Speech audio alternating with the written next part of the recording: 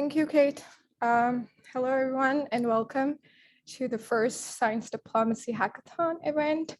And my name is Nabila, and I'm a graduate student at Dartmouth College, and also a member of National Science Policy Network, and also one of the planning committee member of this hackathon. So before we dive into the conversation, I want to briefly state that this keynote session is meant to have like a conversation with our three invited speakers so that we can discuss space diplomacy and the importance and future of space diplomacy, and sort of like to talk about topics and questions that will cover the three main themes of our prompts, which are that low Earth orbit security and space debris, space technologies, impact on conflict resolution and humanitarian aid, and lastly, lunar mining and anticipatory diplomacy.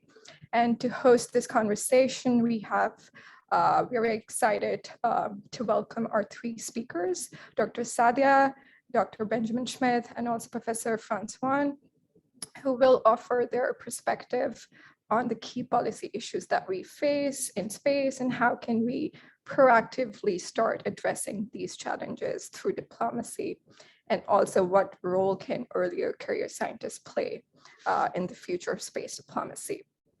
And so I want to briefly introduce our guest speakers. So first I want to welcome Dr. Sadia, who works at the intersection of international relations and international law, specializing in commercial, legal, and the security policies that shape outer space affairs. She also teaches at University of Washington in the Seattle and acts as the university's founding director of Space Law Data and Policy Program. Along with that, she's a founding co-director of Space Policy and Research Center, and also founding co-chair of the US-Japan Space Forum. So special shout out to her. And then I want to welcome Dr. Benjamin Schmidt, who is a project development scientist at Harvard Smithsonian Center for Astrophysics. At Harvard, he has been focusing on the development of Antarctic experimental cosmology facilities at the South Pole. And he's also senior fellow at the Democratic Resilience at the Center for European Policy Analysis, and is also the co-founder of Duke University Space Diplomacy Lab. So welcome, Ben. And then I want to welcome Dr. Francois, who is an expert in a wide variety of space issues and has used his extensive background in space law to advise on topics related to international cooperation in space, space privatization, satellite communications, and also space tourism, along with legal status of the moon and other celestial bodies. He's currently acting as a chair of space law and space law at the University of Nebraska Lincoln program in space telecommunication law, and also serves as a director of the Black Holes BV, which is a space law and policy consultancy based in the Netherlands. So welcome. And then I think being an early career scientist myself, I want to start off the conversation by asking a very general, specific, question that will sort of help me and our audiences who might be diving for the first time into space diplomacy field. And I think we can start this by, I'll ask the question, but I think Ben can answer it first, and then we can move to Dr. Sadia, and then later Dr. Franz can chime in and share his perspective.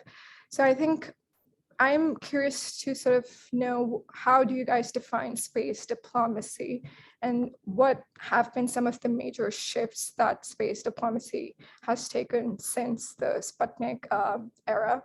And so, yeah, feel free to unmute yourself and start the conversation. Well, thank you so much, Nabila, and thank you, Lindsay, and everyone at the National Science Policy Network for partnering with our program here at the Duke Space Diplomacy Lab, part of the Rethinking Diplomacy program of the Duke Center for International and Global Studies for this Space Hackathon. This is so exciting. This is, I assume, one of the first, if not the first, space hackathon that has ever happened. And it's a testament to the importance of space diplomacy and space policy that these sort of activities are happening in this decade. And through our program, we've seen that there's an urgent need for international space activities to really be better integrated into the United States and foreign policy and national security enterprise. Just a casual look at the headlines over the past 12 months tells us why, from announcements of new space technology startups that continuously splash the covers of business journals, to global military forces increasingly assessing space as a potential warfighting domain, and all sorts of private and public sector space actors now increasingly entering low Earth orbit and beyond. Space is no longer clearly a novel policy area, and rather it's an increasingly central area to any focus on diplomatic and security policy worldwide. And so while we may have even seen a decade ago space policy and space diplomacy be treated or sound like a potentially ancillary discipline when it comes to foreign policy, the fact that this sort of space hackathon event is going on is definitely appropriate for 2022, because there's clearly a new era of space activity that is unfolding every day.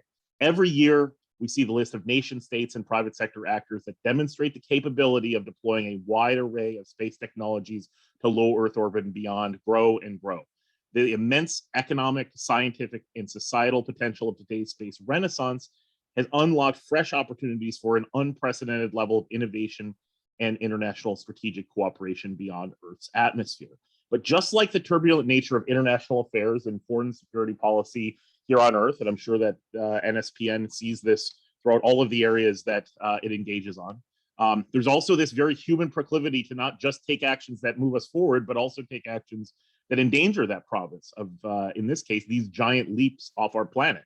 And this requires that the US, along with international partners and allies, need to engage in diplomacy to actively basically build out not only reactive diplomacy, keeping the channels alive and discussions going for reacting to crises as they unfold, but also engaging in anticipatory diplomacy with an increasingly complex set of interagency, congressional, and private sector actors being brought into the fore. And that, of course, includes practitioners of science and technology.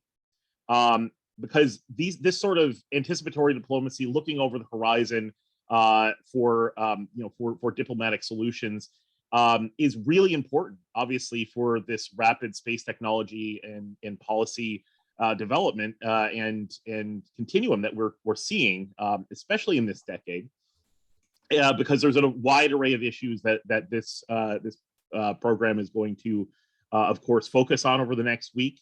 But just some of these that the global community is grappling with is space debris collision mitigation, scientific and legal regulations, coordinating the ongoing deployments of mega constellations of satellite internet platforms and other satellite imagers to low Earth orbit, to future extractive industry norms, things that may have sounded like science fiction just years ago. Extractive industry norms on the lunar surface is starting to get a more realistic look that this could happen within a decade or so.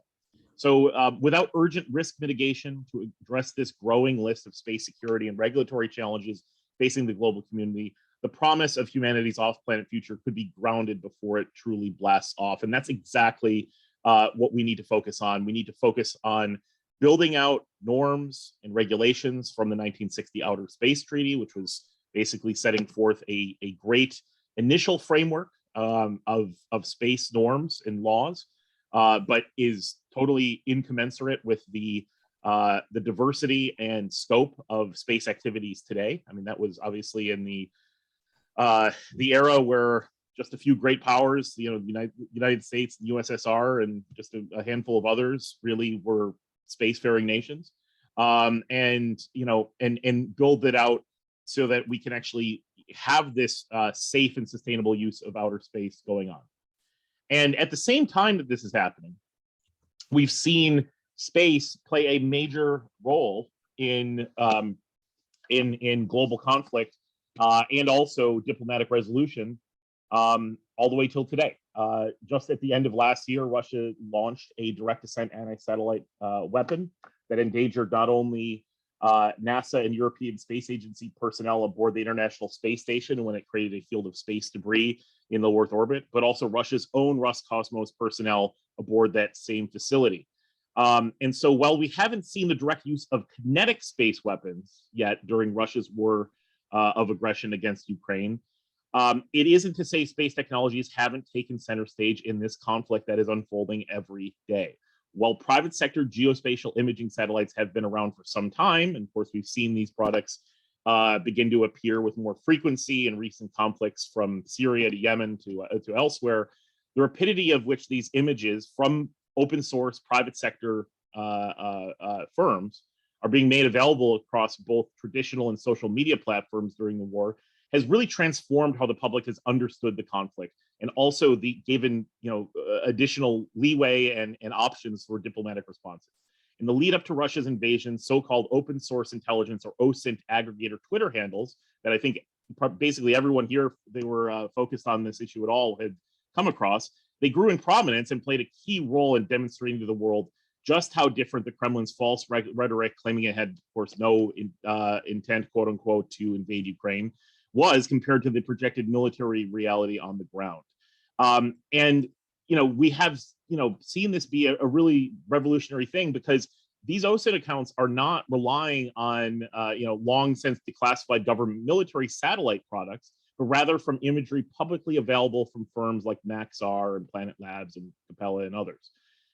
Likewise, the rapid operationalization of Starlink satellite, the satellite internet mega constellation for use in Ukraine, coupled with SpaceX's Elon Musk providing rapid shipments of Starlink's ground-based receivers to the Ukrainian people, has had multiple impacts to keep and have a backup capability to maintain internet connectivity and basically keep the information space open across Ukraine. And also, we've seen reports that the Ukrainian military has been able to use Starlink as redundant systems for command and control of military drones used to defend against Russia's military advances. So all of these sort of things obviously have a significant diplomatic portfolio and diplomatic motivation to really address them now before they become larger and more unanticipated in terms of their impacts. And that's why we, again, at Duke have this anticipatory diplomacy approach to look over the horizon and try to address, through a multidisciplinary framework of responses, of course, including science and technology practitioners, to get these sort of responses that are necessary. So anyways, I'll close with that and say I'm so excited to see each and every one of you engaging in this space diplomacy hackathon. It's very clear that the future of space can be bright with leaders like yourselves becoming involved in an early career stage on this. And I will say that early career stage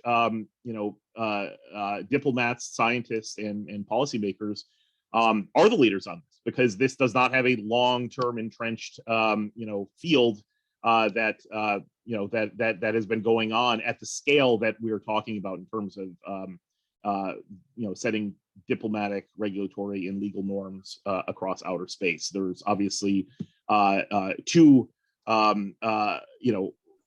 paragons of the field that are about to speak to you, but we need more. We need more young leaders bringing fresh and diverse approaches to the space diplomacy field. And again, I'm so thrilled that you'll be doing this space diplomacy hackathon, and I'm really looking forward to next week to seeing the sort of ideas you come up with from the prompts. So thank you so much. Yeah, thank you so much, Ben. Dr. Sadia, would you unmute yourself and then also share what you might have some perspective given your legal background?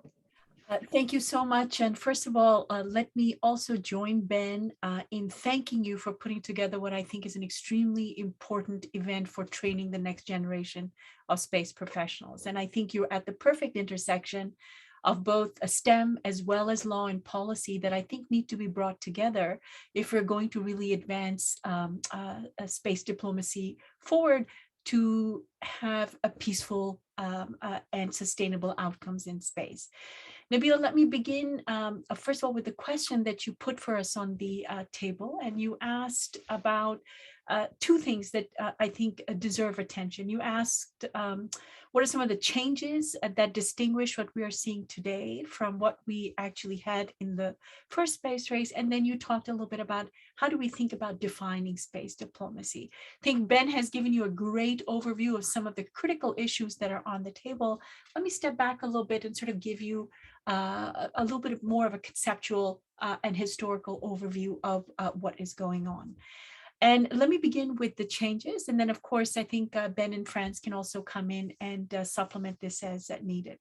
This is how I would sort of begin to distinguish what I see as some of the critical changes. And I should point out that I led a symposium for the American Journal of International Law, and I'll put that in the chat for you to also consider. But they asked us to sort of grapple with, how do you sort of begin to distinguish what we had seen in the old space race from what we're seeing in the new space race? I think it is fair to say that there are, of course, very important strands that are going across those two ages. But here is how we, in this journal piece, attempted to define things. And we thought about three particular strands that sort of distinguish in some ways what we had before and now. The first strand is, of course, democratization. And again, Ben has already worked on this. And of course, Franz has also worked on this as well. And democratization means that we are not just talking about the United States and the USSR as, shaping outcomes in the new space race. And this means that we have to take into account the interests of newer emerging space powers as well, such as the United Arab Emirates, such as South Africa, which are some of the emerging smaller players, along with Luxembourg, but also bigger players that are non-Western, Japan, India, China, that are also interested in sort of putting their own stamps. So the process of how of these, and it's wonderfully exciting to see, right? So all these countries that are coming to the table, the democratization means that space is really very much open and bringing in new stakeholders. Now, the second trend, I think, commercialization, is also very important to remember. Of course, we hear a lot about commercialization today. And I would say that, of course, commercial players have been very important players in this old space race as well. So it's not as if we're just suddenly waking up and there are private players who are attempting to change things. We've always had them. But I think what is distinguished now is the kinds of technologies that Ben was alluding to as well. So we have rockets that are going up and down. We have mega constellations that are going into place. We also have the prospects for off-world habitats and how we sustain them. And we have low Earth orbit commercial space stations that may that will very likely replace things like state-run and state-determined space stations that are out there. So the trends are very different in terms of technologies that we see unfolding. And I think that is exciting, and it is something that distinguishes this era from the old one in some ways. The final trend, militarization, I think, militarization, of course, is part and parcel of what dual-use space technologies are all about. So as every space expert will likely tell you, and I think Ben and Franz will also say the same, we are really dealing with the dual-use space technology, correct? So, it's not just that rockets are going up and down. They also change the calculus for how we think about intercontinental ballistic missiles. When we're talking about intelligence, surveillance, and reconnaissance that have been with us since the launch of the space age in 1957, those prospects are changing before our eyes as the Ukraine war unfolds. We're seeing many different things that are sort of coming into play. I think the worrying trend is the trend that Ben put on the table for you. It's not militarization. It's much more the weaponization of space and how that may really change the prospects for peaceful conduct in space, so to speak. And Ben already mentioned kinetic possibilities where you're taking out your own satellites so far, your own satellites, but then you also have RPOs, rendezvous and proximity operations, that also determine how and whether your space assets may be under threat.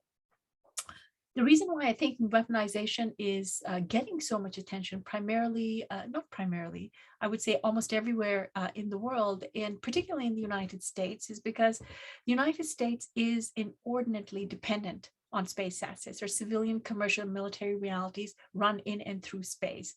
We own about, I think, 60% of the known operational satellites today, and that number is likely to increase as mega constellations go into place. And most of these satellites that we're thinking about are really commercial. They do fuel civilian and commercial enterprises. So the United States does have a stake in sort of thinking about how to bring about solutions to avoid the continued weaponization of space. And it's in that context that makes me think about your second question, Nabila, which is, what does space diplomacy have to do with this everything?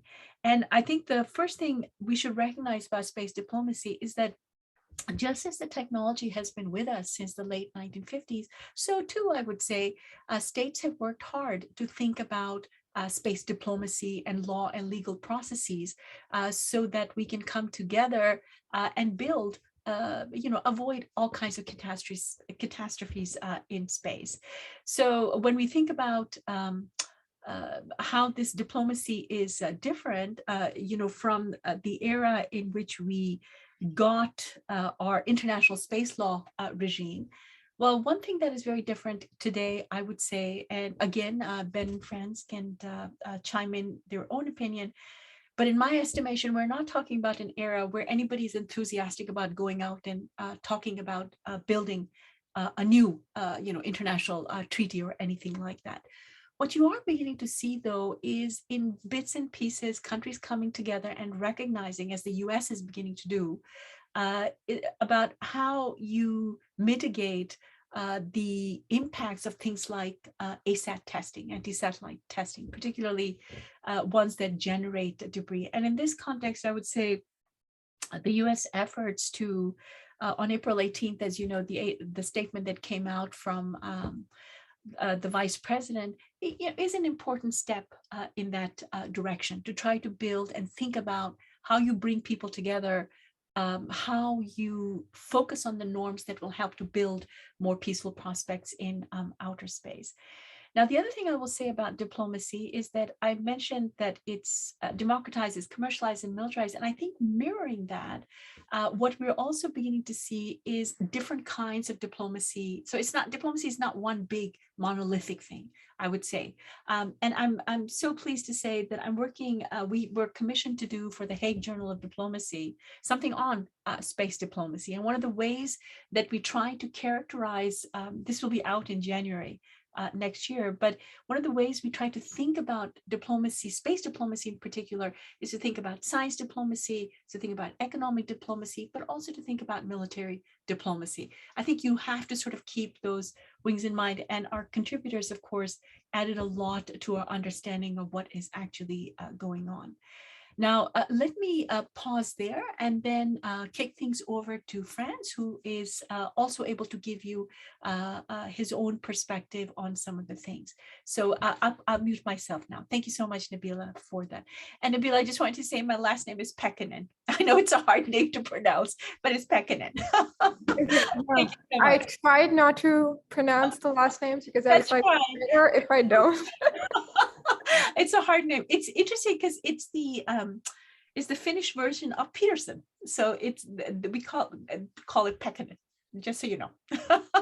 Okay, thank you. Okay, I'll move over to Dr. Franz and then just adding a bit on that, but maybe you can also expand a bit, because I think our speakers also talked about the international cooperation, the need for that, but also if you would answer space diplomacy question, but also take into account privatization of space that's being in trend right now. So just if you can talk about that as well. Thank you. Yeah, I could talk about that for hours, but I will not do that because obviously we are already running out of time. So as for the first question, Ben and Saida have already, and I hope I pronounced that correctly at least, have already spent, Sadia, okay, thanks.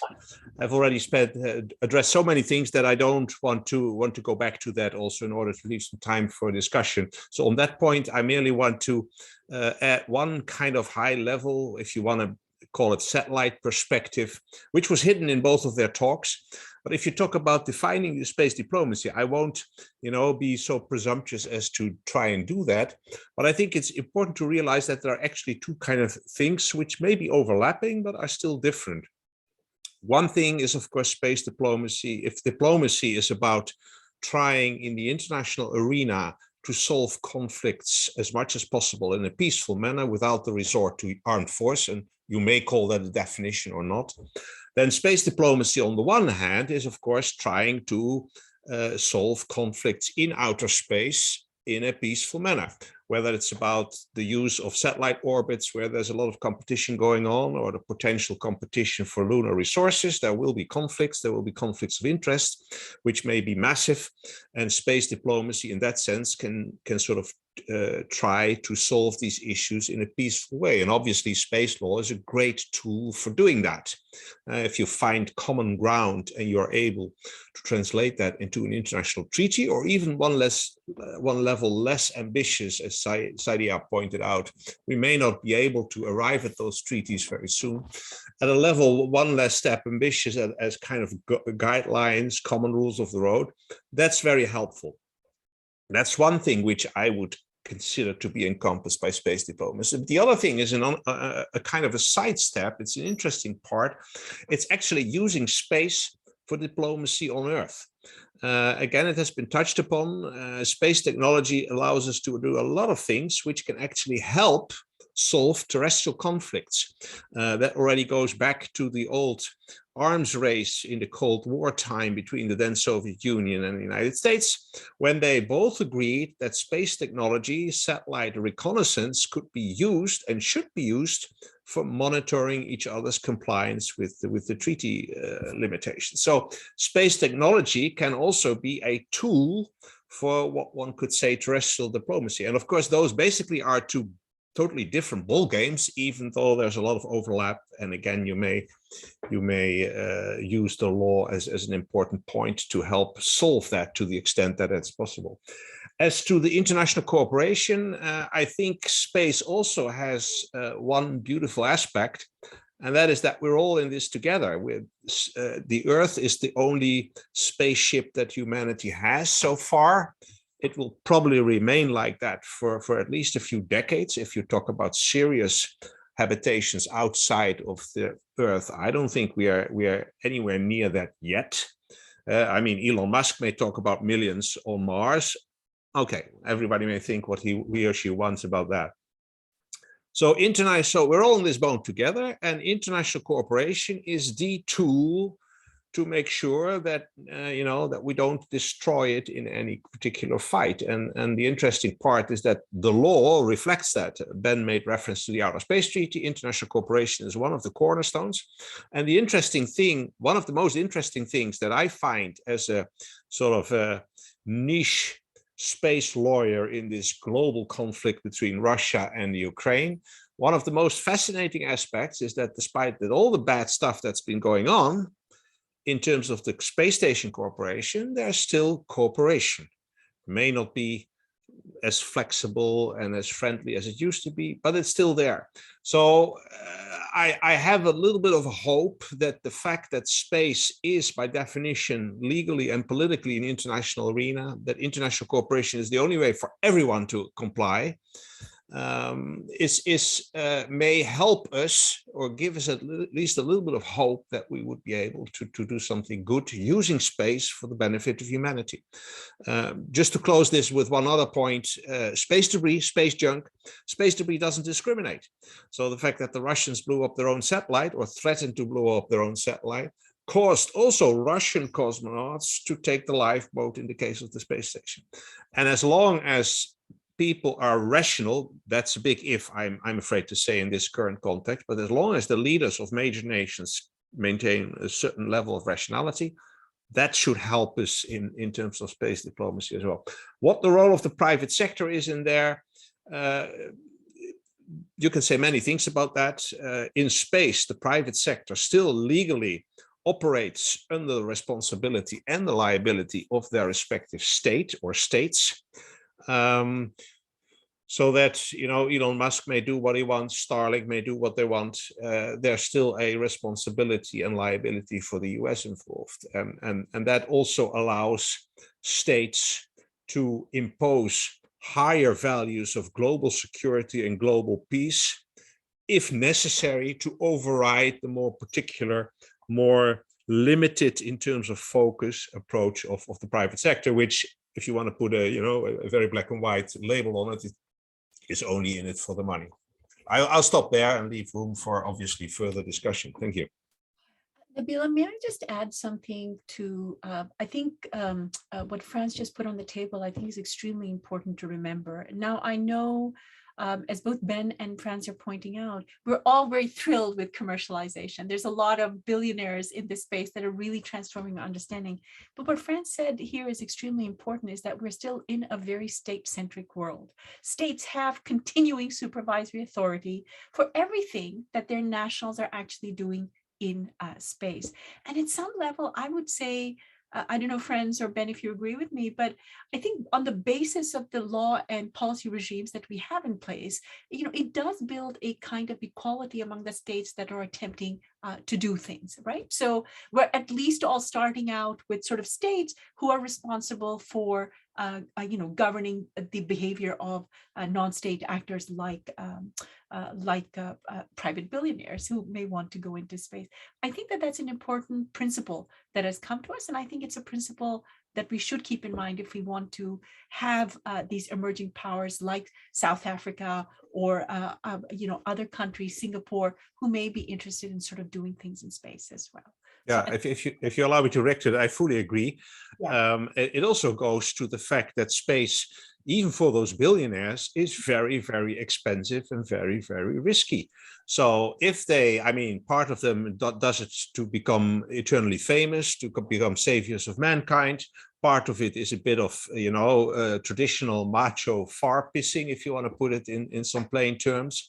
But there is also a sense of at least a hope that at the end of the day, they will be able to make a business case. And if you just think about it, the best business case is whatever you produce in space by terms of services or products, to allow the rest of the world to have the rest of the world as your potential market, 7 billion customers, if you want to put it that way, which means that if you have 2/3 or 3/4 of the rest of the world against you because they don't like what you're doing or they think it's illegal, then you still have a commercial problem as well. So that also brings to the table a factual realization that we all are in this boat together, and even the private sector, no matter how rich these people are, can afford to ignore the fact that there are other parts of the globe, other states, who may have, as Saidia correctly pointed out, may have their considerations or even concerns about pure commercialization. You see it already in the latest piece of US national legislation, the famous 2000 Commercial Space Launch Competitiveness Act, which in Title IV was the first national law specifically addressing space mining, which basically, as the most important clause, requires the US president to defend the interests of US commercial operators in the global context. Now, that's exactly why, even from the part of the United States, you need a sort of global consensus or baseline agreement on what is allowable, what is feasible, what is fair and just in outer space. I'll stop there, but they're great points, Saidia. Yeah, thank you, Frank. I'll just chime in and agree as well. I mean, we've obviously over the past 18 months seen more and more of these billionaire space odysseys, or as I often say, giving plutocrats a more literal definition, I guess. But it definitely has, having that state oversight and state role is key in democratizing space. I think that in terms of what both Dr. Peckman and Professor van der Donk have said, it's incredibly important to remember that yes, while we don't see a specific push for a brand new regulatory framework on the scale of the 1967 Outer Space Treaty, we also still need to engage in coordinated diplomacy. And one of the things that our program has advocated for, and my colleague, Ambassador Bob Pearson, and I wrote as the first article in Foreign Policy Magazine for the year on January 1st, 2022, is calling for the Biden administration to engage in and coordinate and convene a global summit for space security on the scale and the convening authority that it had done for the global summit for democracies. Again, not as a a multilateral institution or something like that, some sort of new mechanism, but rather as a raising this to the level that's necessary to get that buy-in to start building out norms and individual regulations, national regulatory authorities that are more and more synchronized, so that that norm-setting process becomes proliferated around the world for all space-faring nations. Well, thank you so much, everyone. I think it was like very informative and sort of like makes me think that it's just so complicated, the whole space diplomacy. Like we think, oh, it's like I'm starting to just understand. So that was really interesting to hear all these perspectives. And I think we have like last 25, 30 minutes and we've opened up to get any questions from our participants and audiences. And I see, Lindsay, you have your hand raised. Feel free to unmute yourself. Thank you so much, Nabila. All right, I have learned a tremendous amount in just a short amount of time from our three speakers. So thank you so much for the very thorough and detailed answers. I want to hearken back to something that I've heard in all three of your answers, this kind of message of urgency, of the need to resolve these issues now, or kind of humanity will be grounded before we even have the chance to launch. And I heard this also kind of very pressingly in Franz in your answer. Now, one of the things that I get asked a lot by my family, they're not really space aficionados aside from maybe watching the odd Star Trek episode, is why are you focusing on space? Aren't there enough problems here on the Earth that need addressing first? We've got climate change, we've got pandemics. Why are you focusing on space? And so I'd be really curious to hear how you answer this question, especially since I think that will also be very pertinent for our hackathon participants to think about as they are crafting different solutions to these very complex answers and thinking what the ripple effects may be of the fantastic ideas that we will surely hear at the end of this week. So Francis, you kind of started talking about that a little bit with sort of the dual application of technology. Would you mind maybe taking a crack at that answer first, and then Sadia Sure, and Ben, if you want to chime in, you're more than welcome to. I'd be happy to. And I will tackle this from two totally different angles. The first one is that I have spoken to a number of astronauts who, of course, are also in their lifetime faced with questions, you are very lucky, but was it really worth spending all these millions for you to just make a short flight of a few days in outer space when we still have so many problems on Earth? Think about hunger, climate change, wars, depraved people, all the rest. And basically the answer I got back from them was saying, well, if we would have for 1 minute have thought that not going into outer space would have solved that issue, we would not have flown. If you look at the money that's, let's say, since roughly the Second World War, since the United Nations were established, the money that has gone into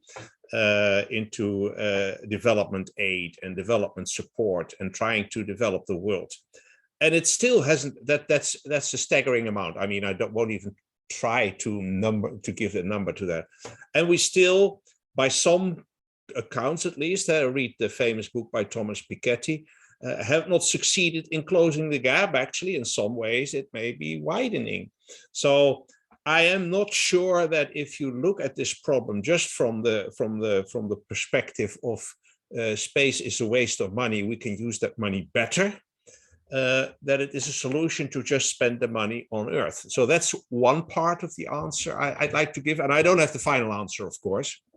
But the other part is that these astronauts also come forward with saying, well, one thing that space is bringing is a vision of what I basically pointed out earlier, of humanity having only one lifeboat. It's interesting to note that those people who went out there were triple alpha males. They were fighter jocks when they were going out into space. They were the most square people you could imagine.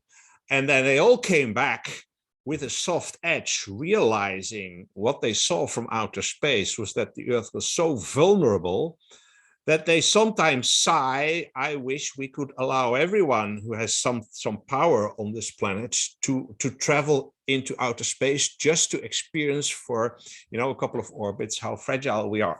So now obviously that's a dream. You will never be able to do that. There may be simulations which can bring people close to that, but it is a way of showing that, if you take the right perspective, you can actually overstep all these silly boundaries over which we fight wars down on Earth, right?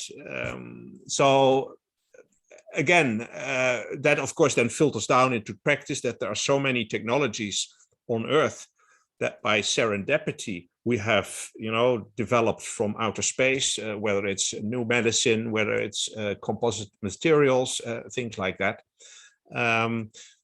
I will stop there, but it's just to say that there are arguments, interesting arguments for going into a very deep discussion that space is not necessarily a deflection, a useless deflection of a lot of money, if we do it right, which is a big if, but can actually be a multiplier for creating tools to solve our problems on Earth.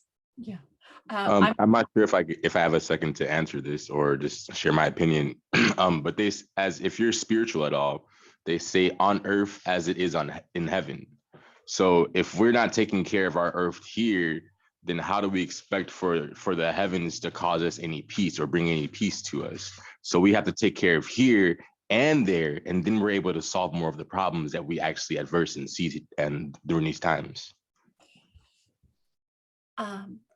Nabila, may I have the floor for just a little bit to? Oh yeah, sure. Yeah. To Lindsay's, I think that Francis put some excellent thoughts, and I do appreciate the point also about really thinking about ourselves as stewards of both what is happening on Earth and also what is happening in outer space. Let me follow up on what Francis just put on the table for us and give you another perspective to build also potentially, as he was saying, some tools for thinking about the problems down here on Earth. And I do believe that the one positive element of small satellites, big data architectures that are going into place will have an impact on how we think about environmental, economic, and political divisions that are actually down here. So, as the question is correctly noting, what is happening in outer space is very much rooted in sort of the geopolitics down here, but space assets are already playing a role in helping us remap and re-see some of what is going on our planet. So let me take environment and climate change for an example, in which NASA has been, building huge databases on sort of what is going on in terms of climate change on the planet. That architecture is now being supplemented by another picture, a faster picture by the small satellites, mega constellations that are actually able to observe Earth as well. So I would say that they will continue to build a huge picture or a map of what happens to our planet environmentally on literally a global scale. Another way I think it can be very important in terms of economic and political realities is a very famous phrase that I think that both Franz and Ben have no doubt heard about, is how we use space to conquer the digital divide. This is a very big and some of the reasons for things like Starlink or OneWeb, companies that are attempting to sort of bring the internet platforms into space, is precisely to be able to reach out to areas that have not been part and parcel of the conversation and the benefits that those space assets can actually bring to urban and rural areas as well. So that, I think, is also something that is important and positive. In terms of the other things that Francis also put on the table, can it help us with things like agriculture, which may be important for thinking about hunger and how we feed people? Again, those satellites that are going into place may help us build a better picture and may lead to further tools that may also help us economically. All this depends, of course, as I think all three of us are saying, on how we, not politicize this idea that this is, Franz was saying, a useless deflection of public money, because first of all, this is not just public money that is going into space. This is also private money into going to space, but really think hard, as the Space Diplomacy Lab is attempting to do, about how you take those forces and think about doing it in a sustainable way that works to improve social good around us. I think that hackathons like this and conversations like this are important small steps in moving us to think more holistically, coming together to think about what solutions may be possible. So I fully agree with both Ben and Franz that, yeah, of course, there are all these criticisms, but there could potentially be benefits that if we do it diplomatically, if we do it legally, if we do it in partnership with countries and public and private companies, there are also positive things that can come out of it. So it's not all bad. I don't want you to walk away thinking that it's all bad. There is something positive that can happen. The other thing that I do want to also, I think Franz is absolutely correct, which is that there is a business case here, right? So the stakeholders that are coming in do, of course, want to make sure that space remains peaceful and sustainable, because this is how it affects their profits and bottom lines. So, let's think about building and giving people stakes in those systems. Maybe that's a force for bringing together people and making sure that the technology works in the interests of all of us on Earth down here. Okay, I'll get off my pulpit now. I'll just add to that, Sadia and Franz. I totally agree. And the bottom line is, it's not a I don't think it's a dichotomy where you're saying that we can either do space or do the do policy on the Earth. The bottom line is a vast majority, if not nearly every space asset that's out there right now, is specifically benefiting or impacting, not necessarily just benefiting, but impacting humanity in some way. So we haven't, aside from maybe the Voyager probes and a few other deep space probes, just about everything else that's in orbit has a direct impact on Earth, for the good or ill, possibly. And as Sadia said, there's a lot to be said for space assets being used to support global food security. We've obviously seen space assets play a significant role in that question right now that's ongoing and unfolding in Ukraine.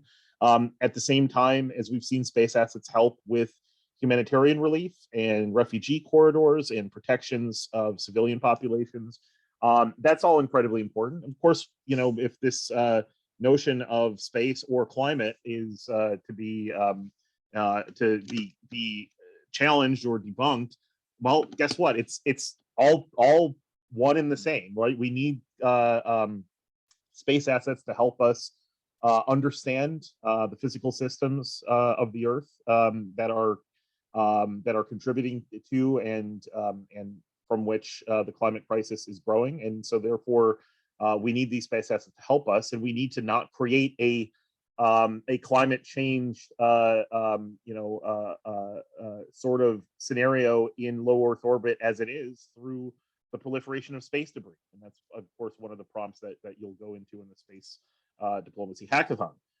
So, I really don't see, this being a question, one or the other.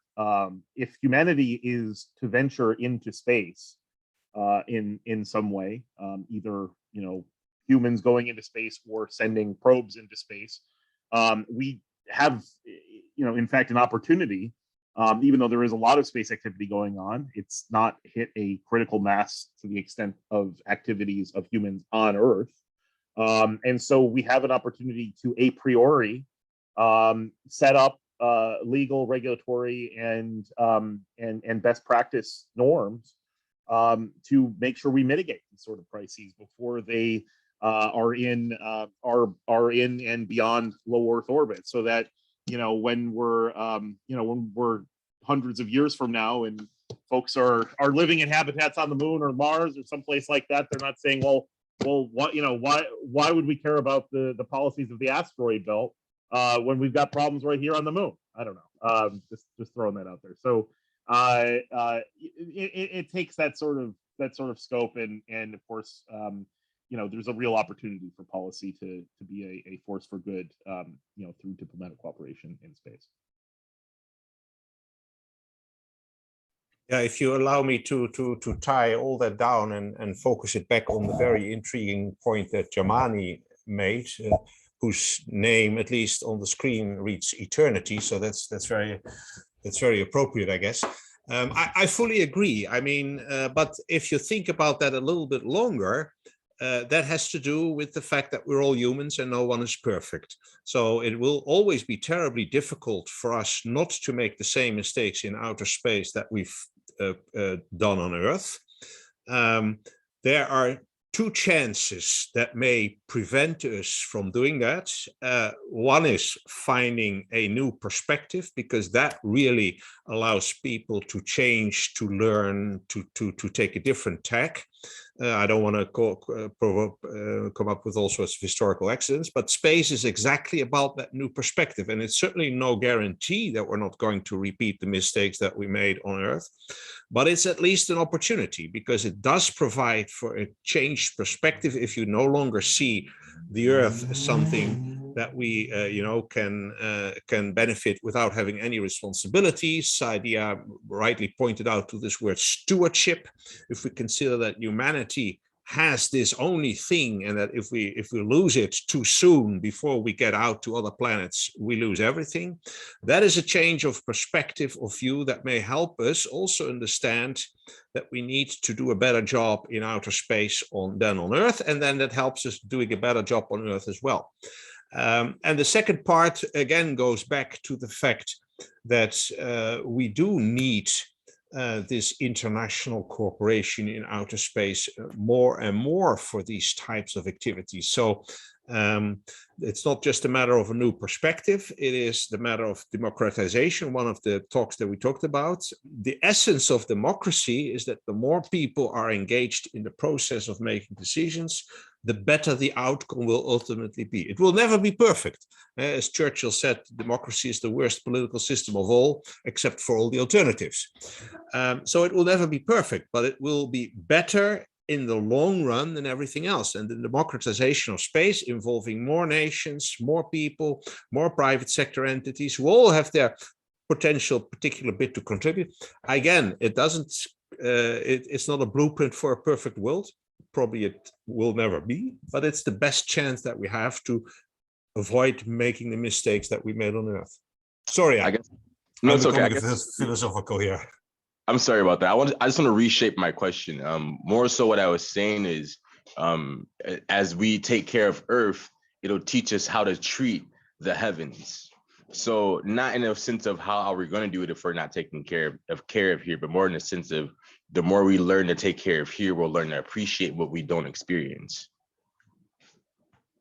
Yeah, I think excellent point made by Jamani. And so because of the timing, I think I'm going to ask one question, then we'll just take one more question after that. So we had this question in the chat where George asked that, are there any systematic methods or conceptual tools that one could use to inform anticipatory diplomacy? So if any one of you could just briefly touch upon that, Ben, Sadia, or Franz. Well, in terms of anticipatory diplomacy, we're applying it in the space diplomacy context here, because by its very definition, there are a lot of forward-looking or possibly unanticipated consequences of new deployments of space technologies, new space programs, and space policies that will be developed over the next decade plus, that we need to get out ahead of now. to make sure that we can try to come up with cooperative multi-stakeholder methods to bring together the right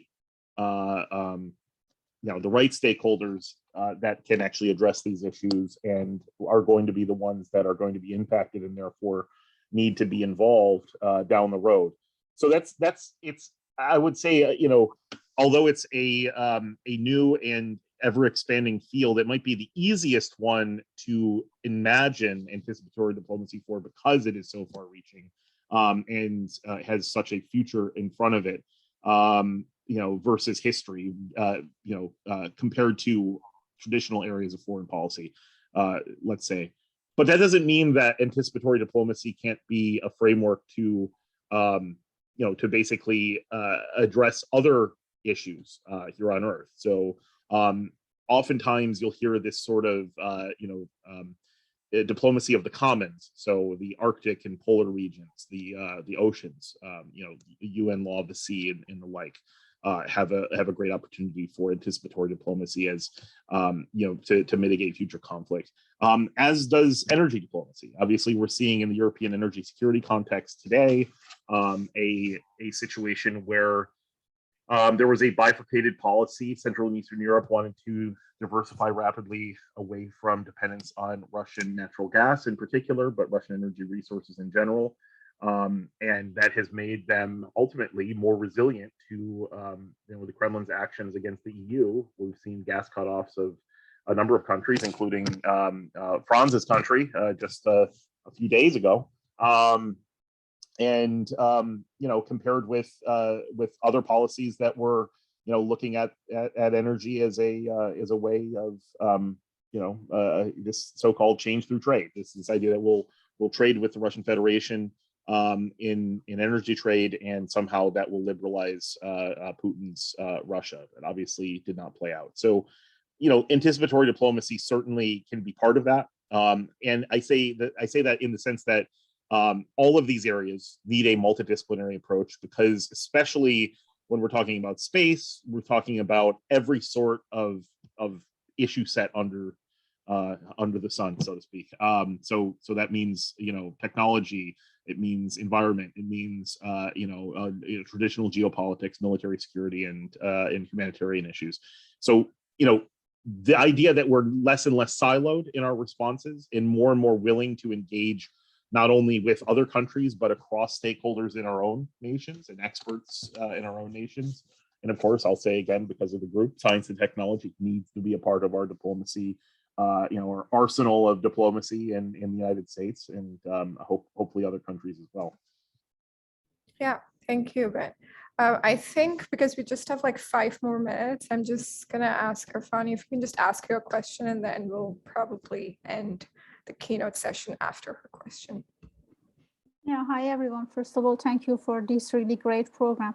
Actually, my general question is that in the case of the science diplomacy, as you mentioned, there are just few countries that get involved in the space science. And the question is that for making a diplomacy, shall we invite all the other countries which now they don't have any foot from space, or just the countries that they're already involved are going to be responsible to do that?